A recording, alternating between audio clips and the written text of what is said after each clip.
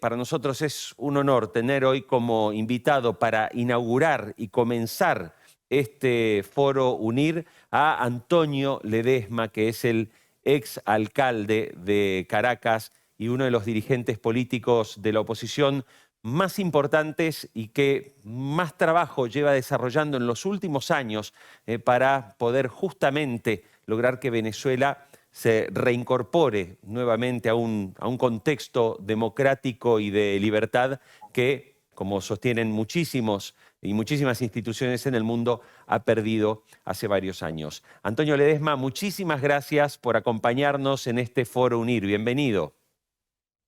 No, muchísimas gracias a ti y a UNIR, esta universidad por Internet que nos ofrece todas las autopistas de comunicaciones para poder hablar sobre la tragedia que vivimos en Venezuela, pero que también de una u otra manera es un fenómeno que impacta a toda la comunidad internacional. Me gustaría empezar, Antonio, a ver, sabemos que la gente marcha en las calles, sabemos que las organizaciones internacionales, la Unión Europea, Estados Unidos, prácticamente no hay foro en el mundo que esté planteando que hoy Nicolás Maduro se ha quedado en el poder desconociendo una derrota por su lado y el triunfo de la oposición en las recientes elecciones.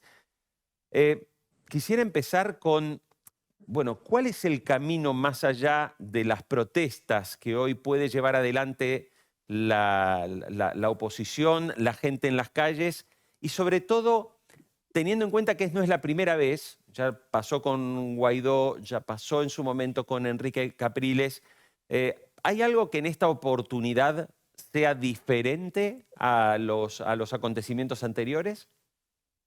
Por supuesto que sí hay escenarios totalmente diferentes. Por ejemplo, en la coyuntura en la que Enrique Capriles compitió primero con Chávez en el año 2012 y luego en la elección sobrevenida de abril del año 2013, habían dos mitades. Esa es la verdad. Una mitad con la oposición y la otra mitad con el régimen en su momento presidido por Chávez y luego por Maduro. En esta coyuntura hay un pueblo unido. Es casi el 90% de los venezolanos que apuestan por un cambio profundo en Venezuela. Si hubiesen votado los casi 5 millones de venezolanos a los que se nos castró el derecho de sufragar en los pasados comicios del 28 de julio, la diferencia hubiese sido de 90-10, sin duda alguna. Por lo tanto, esa es una de las primeras distinciones con el episodio que encabezó Enrique Capriles. Habían dos mitades, ahora hay un país en el que se suman a mujeres y hombres que en aquellas circunstancias votaron por Chávez o votaron por Maduro, pero que ahora se enrolaron en la cruzada a favor del voto que estaba pidiendo María Corina Machado a favor de Edmundo González Urrutia. Con el caso de Guaidó hay también distinciones que vale la pena colocar en alto relieve para que la gente que nos está viendo y escuchando la comprenda. Juan Guaidó llenó un vacío de poder porque Nicolás Maduro pretendió jurar como presidente el 10 de enero del año 2019 y no tenía la cualidad clave que era la legitimidad de origen. Y la Constitución Nacional en el artículo 233 establece que quien ejerza la presidencia de la Asamblea Nacional en ese tipo de hechos debe entonces llenar ese vacío de poder. Dicho en otras palabras, Juan Guaidó fue ungido como presidente interino por los diputados de la Asamblea Nacional. En esta circunstancia que nos atañe de julio del año 2024, Edmundo González Urrutia, a diferencia de Maduro, sí tiene la legitimidad de origen que le otorgaron los casi 8 millones de electores que votaron a su favor. Dicho en palabras más llanas, mientras a Juan Guaidó lo designaron presidente interino un grupo de diputados, a Edmundo González Urrutia lo designaron presidente electo de Venezuela, casi 8 millones de electores. Pero, Antonio, aún con ese resultado que nos estás recordando, que fue tan contundente, eh, Nicolás Maduro sigue naturalmente aferrado al poder, negando cualquier tipo de modificación.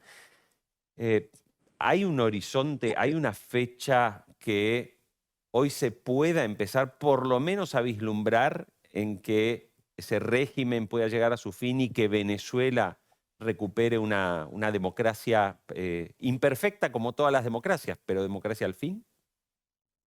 Bueno, lo primero es que está más que demostrado que Edmundo González Urrutia fue el depositario de la mayoría de la confianza de los electores de Venezuela. Ahí están las actas, actas legítimas, son las actas que emiten las máquinas que instaló el Consejo Nacional Electoral en los centros de votación distribuidos en todo el país. No son las actas de la oposición, no son las actas particulares de María Corina o de Edmundo González, son las actas oficiales que emiten las máquinas, que controla el aparato que a su vez maneja Nicolás Maduro. No puede haber duda entonces que ese QR, esas trazas electrónicas que dejan las máquinas, son las que le dan autenticidad, las que le dan credibilidad a las actas que presentó, por ejemplo, en el Consejo Permanente de la OEA el Centro Carper, ya que sus expertos electorales, al igual que el grupo de expertos de la ONU, estuvieron como observadores dentro en el lapso de la votación y del proceso de escrutinio de ese pasado 28 de julio. Pero además, Mm. es que esto que está haciendo Maduro es propio de un dictador, es propio de una corporación criminal que pretende robarse el resultado electoral, que pretende colocarse allí como una piedra de tranca, obstaculizando en el camino el avance hacia una transición pacífica, ordenada, negociada, como lo han propuesto Edmundo González y María Corina Machado. La gente, algunos observadores y analistas llegan a preguntar dónde están los venezolanos, dónde están las protestas. La gran protesta, la gran movilización se hizo precisamente el 28 de julio. La comunidad Mm. internacional nos compelía a que nos uniéramos, nos unimos de manera espectacular con una opción que recibió el respaldo unitario de todos los factores políticos y civiles de Venezuela. Nos exigieron a que nos mantuviéramos allí con firmeza en la ruta electoral, muy a pesar de que esa senda estaba infestada de todo tipo de trampas, irregularidades, de arbitrariedades, como lo detectaron los grupos de expertos del Centro Carter y de la ONU, que ofrecieron detalles de cómo se concibieron todo tipo de arbitrariedades para tratar de asaltar la voluntad popular de los venezolanos. Pues bien, ahora la palabra la tiene la comunidad internacional. Es la comunidad internacional la que tiene que ayudar a los venezolanos, que lo dimos todo, con sangre, sudor y lágrimas para alcanzar esa victoria, a hacer efectivo el mandato soberano que le dio el pueblo de Venezuela a Edmundo González Urrutia e impedir entonces que se consuma definitivamente este golpe de Estado a la soberanía popular por parte de Nicolás Maduro y la comparsa que lo acompaña en esa narcodictadura venezolana. Antonio, muchos analistas internacionales suelen considerar que, aparte del problema interno que tiene Venezuela con el régimen de Maduro, que detrás de esto hay otro tipo de intereses. Está claro que Venezuela tiene una alineación directa con el régimen de Irán, de los ayatolás, tiene una alineación muy cercana también con la Rusia de Vladimir Putin y también con China, ¿no? Y por otro lado tenemos a Occidente. Hay quienes sostienen que de alguna forma Venezuela es un poco como una especie de guerra fría entre Rusia y los Estados Unidos y que por eso también es tan complicado resolver el problema. ¿Usted cómo lo ve? O sea, ¿cree que realmente, aparte del problema interno que todos los venezolanos están llevando adelante una lucha por recuperar la democracia, también hay verdaderos intereses de distintos sectores y sobre todo de distintas visiones ideológicas? No hay duda que Venezuela es una pieza que mueven algunos factores en el tablero de la geopolítica.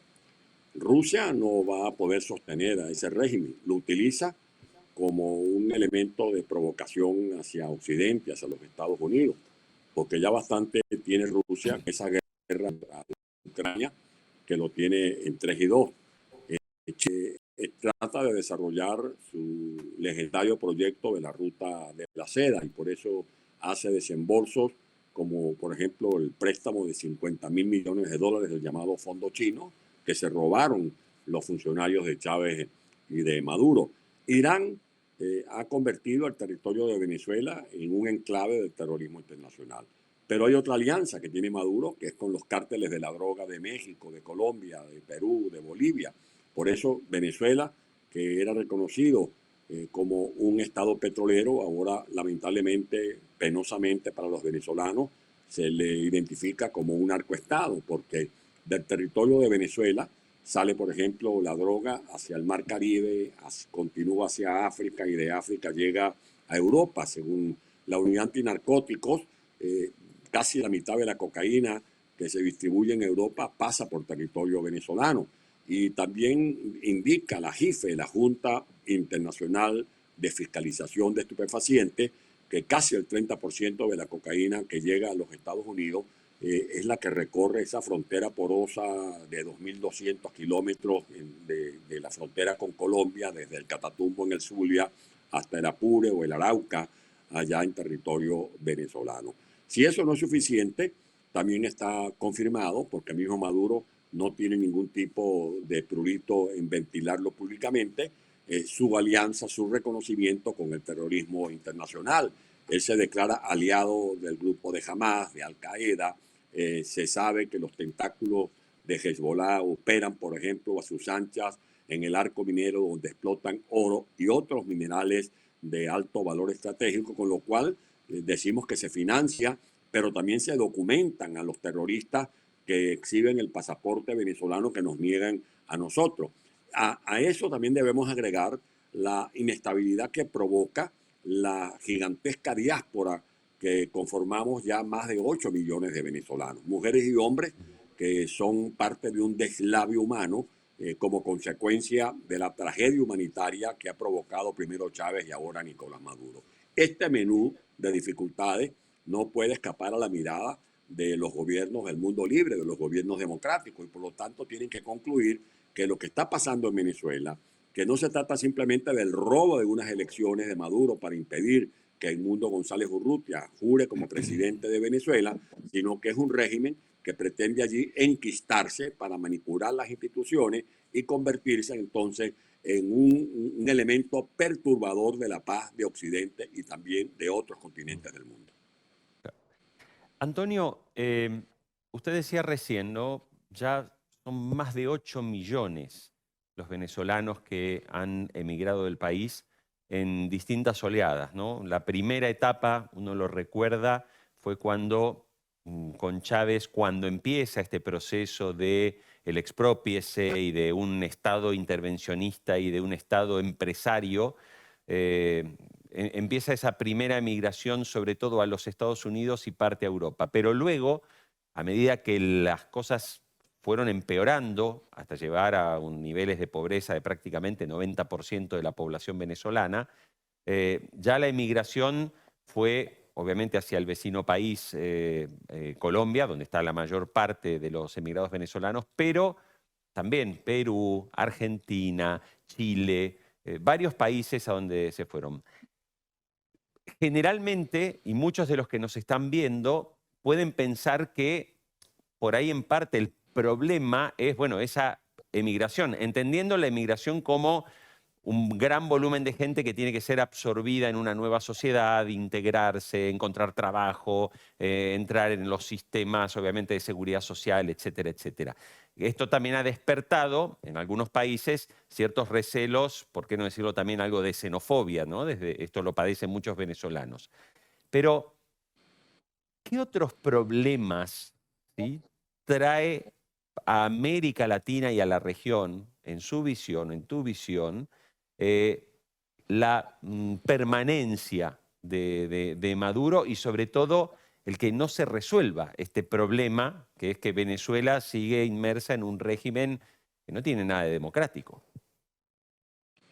Bueno, lo primero es que la diáspora de Venezuela está integrada por mujeres y hombres que son competitivos, porque sin falsa modestia, tengo que decir con orgullo que ese talento humano que está saliendo del país está en capacidad de optar cátedras en universidades de Ecuador, en salas de hospitalización en Barcelona, España, pozos petroleros, manejar taladros, manejar proyectos de conversión profunda en Qatar, en Berlín, en Texas, poder dirigir estudios de televisión, producciones en Netflix. En definitiva, es un torrente de talento humano que está desperdigado por el mundo. Y eso, por supuesto, despierta todo tipo de aprensiones, porque son familias que además van a disputarle el puesto en el aula de clase a los niños de Colombia, a los niños de Argentina. Son seres humanos que por ser de carne y hueso también se enferman y van a requerir ser atendidos en centros hospitalarios, o van a disputarle el cargo de camarero o de mesonero o de camarógrafo o de cualquier otro oficio en cualquier nivel del mundo. Y eso no lo queríamos los venezolanos. Nosotros estamos forzados a este tipo de diáspora porque hay que ver lo que tiene que estar padeciendo una mujer para atreverse a atravesar el infierno de la selva de Darién. No van a hacer turismo, van a tratar de ponerse a salvo de esa calamidad que ha provocado en Venezuela el régimen del socialismo del siglo XXI. El otro problema es la amenaza del populismo. El papel del populismo es la representación del diablo, la representación de Satanás.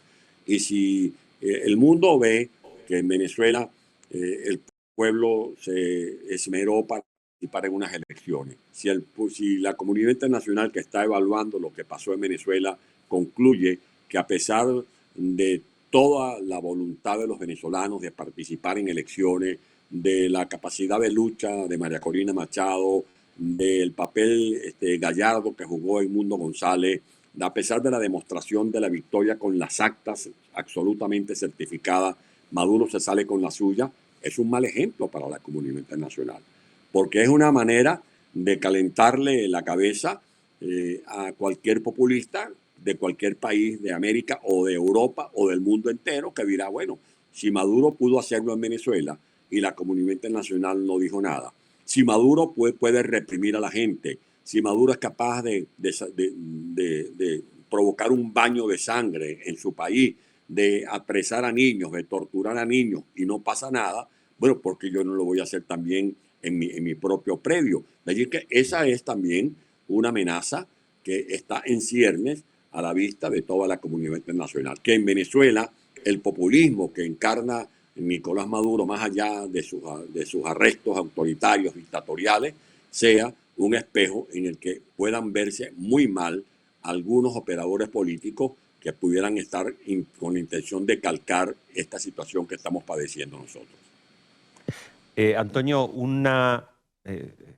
somos una universidad y obviamente nuestro trabajo es la educación. Estaba viendo datos que son alarmantes y que tienen relación con lo que recién me estabas comentando.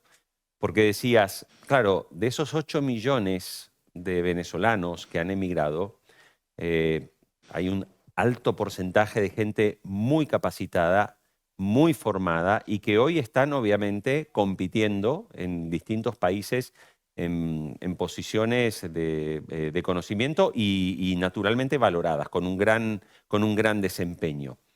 Ahora bien, en Venezuela esto ha llevado que, por ejemplo, hoy las escuelas no tengan docentes, porque muchos docentes buenos de Venezuela han emigrado para dar clases y están dando clases en Colombia, están dando clases en España o están dando clases en los Estados Unidos. Entonces también eso va dejando a una población que con menos formación también es un caldo para alimentar regímenes como el de Maduro. Es decir, el controlar la educación o el limitar el acceso a la educación o de una educación con mucho, digamos, de adoctrinamiento ideológico, termina generando un impacto como lo que pasó en Cuba, ¿no? En Cuba todo el mundo sabe que la educación cubana finalmente ha sido un gran modelo para lograr que el poder se mantuviera sin cambios y no pudieran salir de esa trampa en la que entraron. Leía que hoy un docente en Venezuela gana solamente $30 por mes con mucha suerte. O sea, $30 por mes es lo que puede cobrar un docente. ¿Hay Es que algo? Sí. Este planteamiento que tú acabas de hacer es medular y lo agradezco que lo hayas traído a colación. A esos venezolanos con talento, a lo que me estaba refiriendo cuando trataba de caracterizar el valor potencial de nuestra diáspora, es el capital humano que formó la democracia.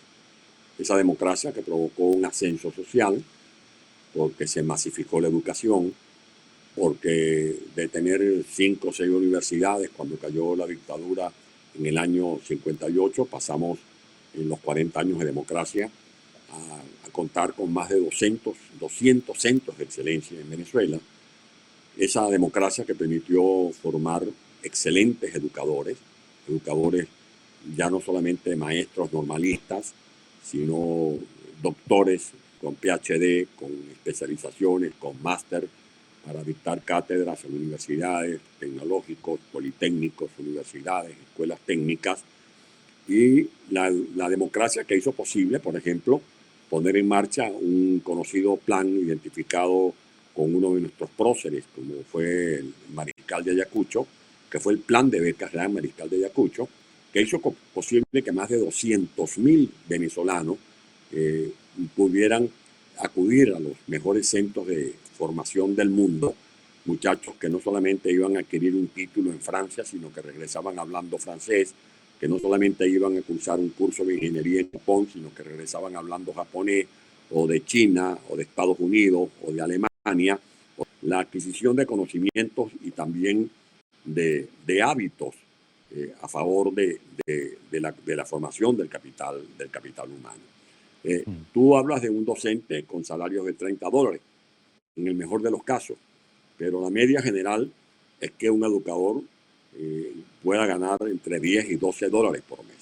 Eso ha provocado una deserción del sistema educativo. Se habla de cerca de 220.000 educadores que han desertado del sistema educativo. No solo por el tema de estos salarios paupérrimos, sino también por el deterioro de las plantas físicas. Escuelas donde no hay agua potable, donde los sanitarios están en pésimas condiciones, donde los muchachos tienen que acudir a aulas de clase que parecieran escuelas de Ucrania bombardeadas con los ventanales rotos, donde falla el sistema de iluminación, donde ya no funcionan los comedores, donde ya no hay laboratorio, mucho menos en pensar en el pizarrón electrónico o en el uso de la tecnología. Que país que no use ahora las herramientas de la tecnología es un país rezagado, como lamentablemente está Venezuela. Ese es uno de los grandes desafíos que tendrá un gobierno de transición, poder superar esta cuesta, poder superar estos atrasos que ha provocado la dictadura de Chávez y de Maduro. Actualmente, por ejemplo, se han hecho estudios y niños de tercer grado que no saben leer. Niños que están ya cerca del 6º grado y no están en capacidad de darle una lectura continua a 2 párrafos. Niños que tienen fallas de comprensión lectora, o sea, que leen y no comprenden qué es lo que están leyendo. Niños que están recibiendo clases presenciales cuando más 2 días a la semana. O sea, podrán ustedes sacar cuenta e imaginarse la brecha que hay de la Venezuela actual con la economía del conocimiento, con los países que están utilizando los recursos tecnológicos, porque un país que en primer lugar no forme a sus docentes, para que el docente se vaya preparando interdiario, para que ese docente vaya asimilando los conocimientos que debe tener a la mano para poder formar a los educandos, es un país que se queda rezagado. En segundo lugar, que podamos hacer de la educación la piedra angular, el buque insignia de cualquier proyecto de desarrollo económico y social del país. Venezuela tiene, y los venezolanos tenemos que sacar alguna lección de esta crisis. Esta crisis no puede ser estéril, tiene que dejarnos algo.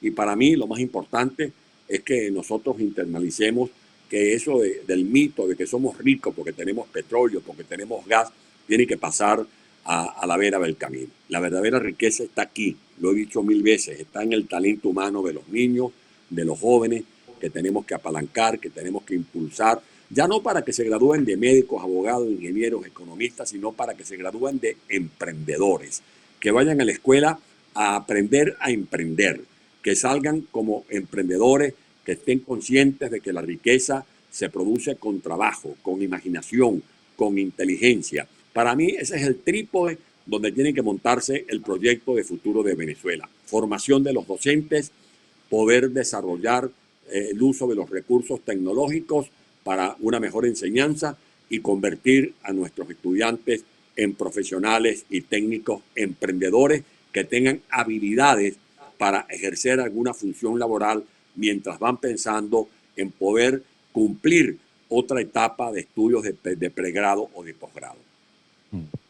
Antonio Ledesma, queremos agradecerte muchísimo que estés abriendo, inaugurando este Foro UNIR y nada menos que con esta reflexión final que nos dejabas, ¿no? O sea, la verdad que el camino de la libertad se construye siempre mucho mejor con una sociedad formada, educada, con visión plural, sobre todo, y fundamentalmente, ¿no?, con la necesidad de ese pensamiento crítico que a veces que parece que en ciertos modelos educativos parecen que intentan eliminar para que haya solo una única visión de pensamiento. Muchísimas gracias. Muchísimas gracias a ti. Bueno, y aquí tiene el mundo entero esta plataforma de UNIR, que es una universidad que está aprovechando estas rutas de tecnología para formar talento.